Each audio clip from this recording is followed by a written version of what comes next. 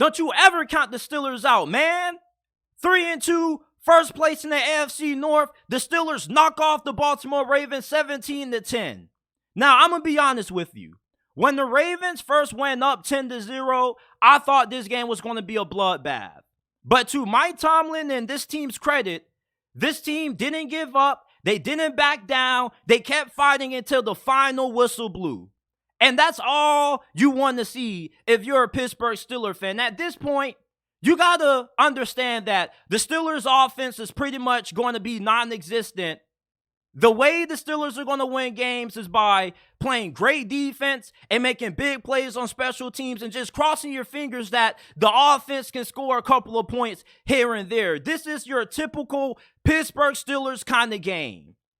For the Baltimore Ravens fans out there, please don't try to put this loss on Lamar Jackson. Lamar Jackson was not the reason why you lost this game. The team around Lamar Jackson was the reason why you lost. You had drop after drop by all these big-time acquisitions at wide receiver. Did you see that wide open touchdown that Nelson Aguilar dropped? When they cut to Todd Monken in the press box, he couldn't freaking believe it. Even Lamar couldn't believe it.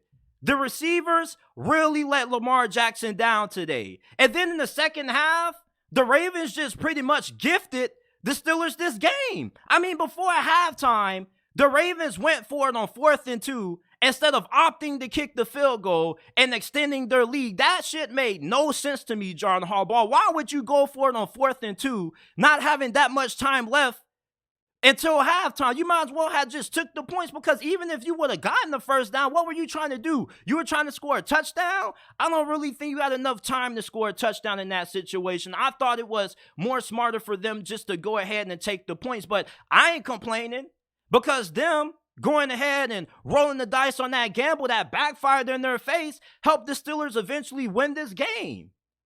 The Pittsburgh Steelers, this is the kind of way that this team is going to win games. It's not going to be pretty. This offense was atrocious in this game, and it's going to remain atrocious until Mike Tomlin has the guts or just the common sense to fire Matt Canada. I don't get why he keeps allowing Matt Canada to call the damn plays. But to Matt Canada's credit, at least he had enough common sense to figure out, hey, I got a great receiver in George Pickens. Maybe we should try to throw the ball deep to him. And what happened? Late in the game on the line, the Pickett to Pickens connection came through, people.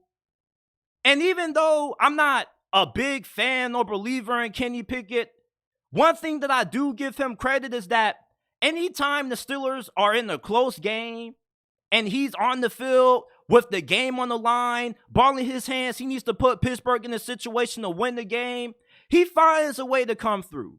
And that's why I don't completely write off Kenny Pickett. Kenny Pickett is a scrappy quarterback. He's never going to be one of those QBs that puts up an amazing stat line consistently every single week. But one thing about Kenny Pickett is that this guy is a rough rider. He's really tough. And in the biggest moments of the game, if it's a one-possession affair, he comes through more times than not. Jaylen Warren, he's the best running back on this team. We don't need to keep giving Najee Harris any more touches. Jaylen Warren needs to be the full workhorse RB1 back in this offense. He's a better receiver than Najee Harris. He's a better runner than Najee Harris. And I love Najee Harris. He's a great person, but it's just the production just isn't there. Jaylen Warren was a big reason why the Steelers were able to find a way to win this game in the end.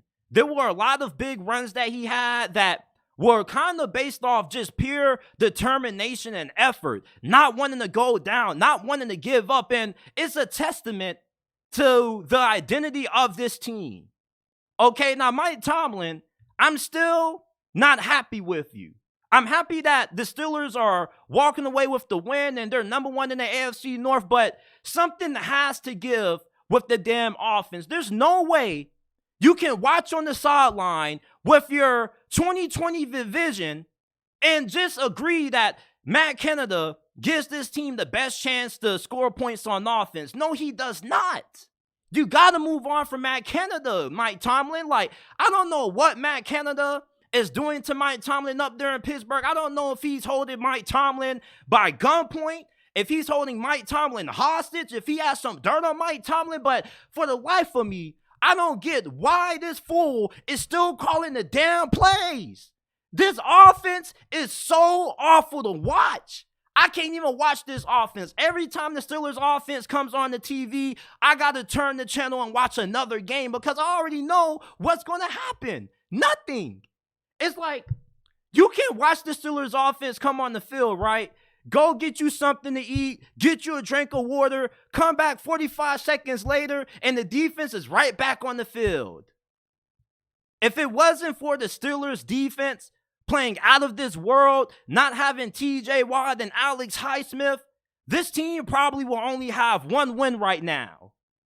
You see, this is Pittsburgh Steelers football in the year 2023. If the defense isn't able to keep the offense from scoring more than 17 points, there's not too many games that the Steelers are going to be able to win.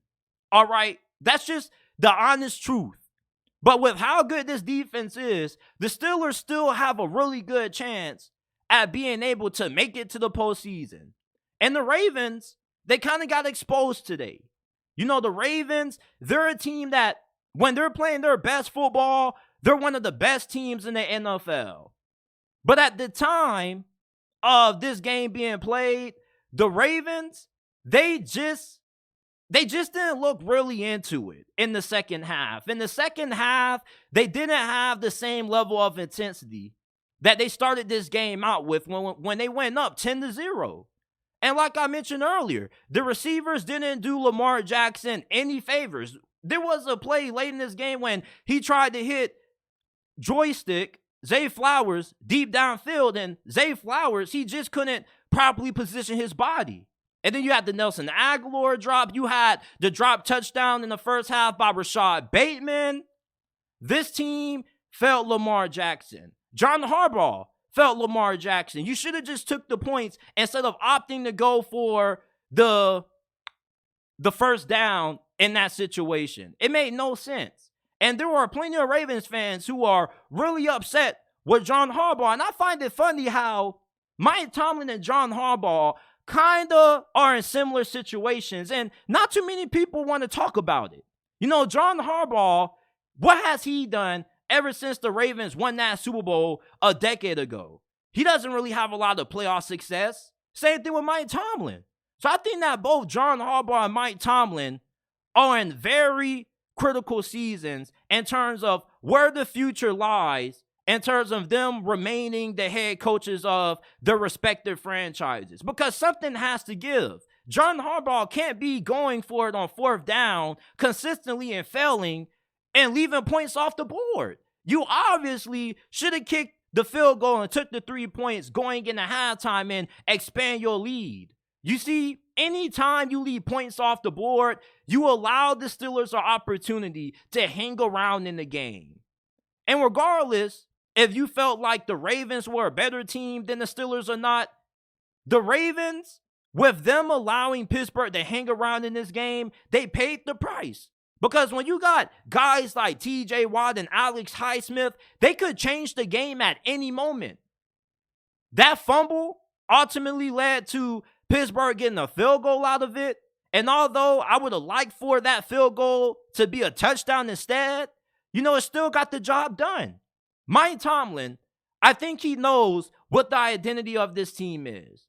This team isn't going to score 30 on you. Hell, it'd be lucky enough if this offense can find ways to get to even 20 points. Even that's a miracle. But one thing about this team under Coach Tomlin is that you can always expect that this team is never going to quit. They're never going to die. They're never going to sit down. And that's why I respect Mike Tomlin. I don't really like the fact that he refuses to fire Matt Canada, but I always respect the fact that anytime it seems like the Steelers have their back against the wall and they really need a big win, he finds a way to get it done. Despite his awful challenges, despite his awful decision-making to retain Matt Canada as the offensive coordinator, which is haunting this offense, Mike Tomlin's a really good coach when it comes to getting this team elevated and motivated and getting this team to perform in big situations. Way to rise to the occasion, the Pittsburgh Steelers. They're walking away with the win. They're 3-2. They're number one in the AFC North.